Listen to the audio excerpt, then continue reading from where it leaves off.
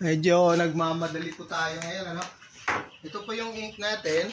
Kailangang may ano rin siya, catalyst. Yung ink, 2 parts, catalyst, 1 part. 2:1 ang ano niya, ratio niya. Pag masyadong malapot, lagyan ng reducer para maging maganda yung viscosity. Tama-tama lang. Magigets nyo na pag nag-trial kayo. So, ito po yung bibigay natin sa bumili.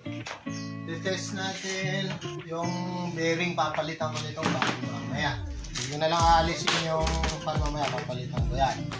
Naka-ready na po yan. Mag-set po tayo. Yung blade po nito ay i-exacto natin dun sa kanyang bunbunan. Yan. Hanapin mo yung gitnang-gitna niyan. Hanggang maaari, gitnang-gitna po yan. Tapos, higpitan.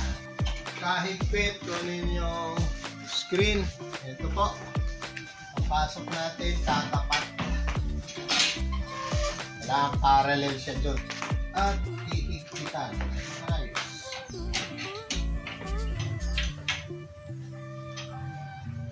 Okay siya.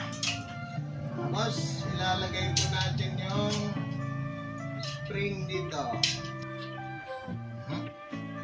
Bababa natin gano'n. Tapos, iigpitan dito. Okay, SOP. Pagdasan sa ibang baw. Sa ilalim. Pagkatuyo niyan, pwede na nating lagyan nitong ink. Dito.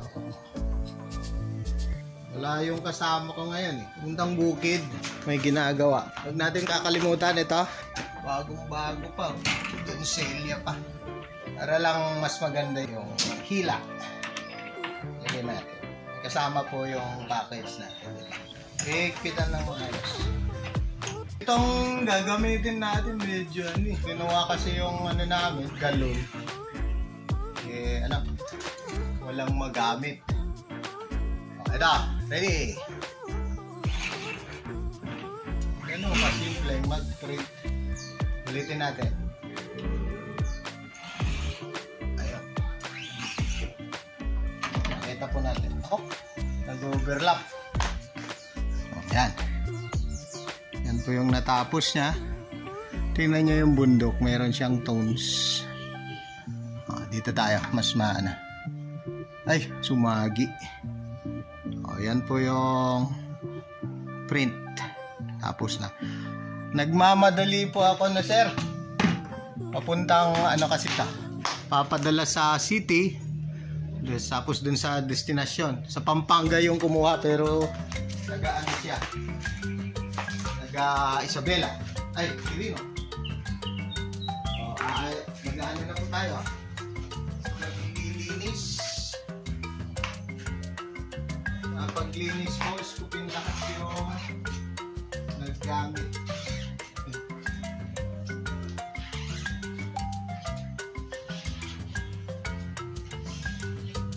Pag ibalik yan, pwede pang gamitin yan.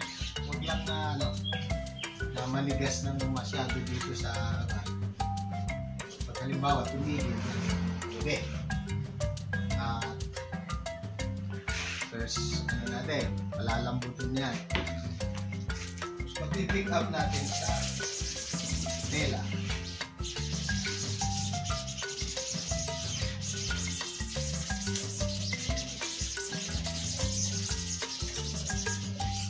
Napalambot dun sa una. Pati ito, huwag kakalimutan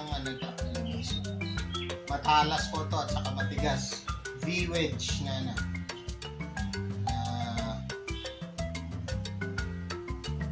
squeegee, silicone. 35 yata isang 1 inch yan. Pagkatapos palitan yung naunang pinampahid. Punta na mas malinis. Tara, titignan niya yung madumi. Numipis na yan dun sa unang pahid natin kanina.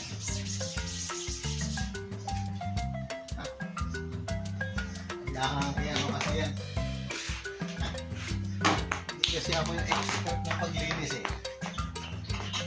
Isin na lang po natin. Yung pake na rin naman nahabol ko mga 1 hour. para may padala. Ayan. Ayan yung tumutunog.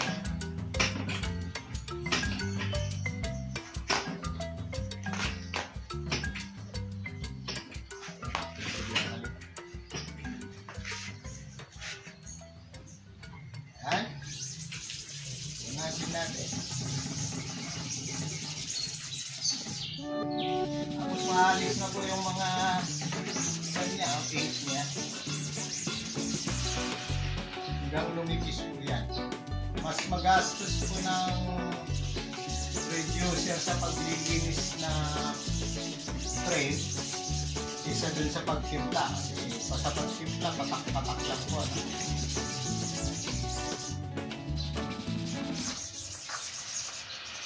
Natapos to, marami nang na-pick up, palitan ulit. Kuha ng mas malinis na tela. Nauulit-ulit ko to kasi pag basa pa, maano siya, magkakalat. Eh, pag natuyo na, yun na naman mag-pick up.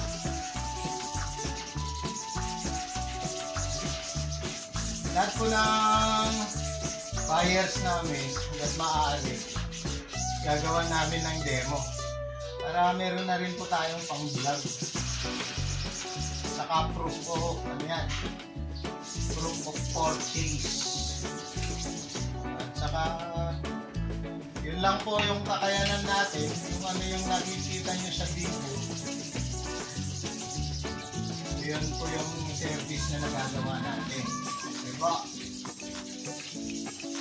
Pag napunta na po sa inyo, nangyari, kung ano yung nagawan natin dito, sana ganun din yung nagawa ninyo.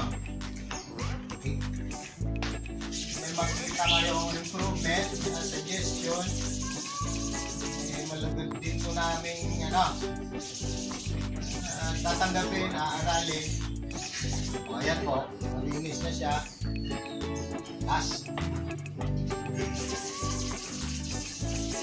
Meron kayong compressor na pang-pabuga, mas maganda para maalis yung parang latak niya. Pero kahit blower siguro pwede, huwag lang yung mainit na siya. O, nalinis na po natin. Pwede na natin alisin dyan.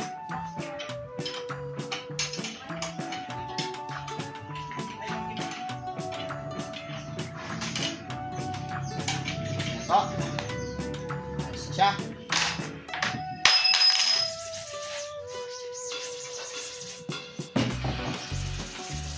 At ipapadala na rin po natin. Yung pong para sa slim. Hindi ko po kasi wala na po kaming gamit na. Ay, katak siya. At saka naghahabol po. Pasensya na. Pero may mga videos na tayo kung paano gumana yun. Panibago lang kasi yung kasama ko ang expert ng pag-impake.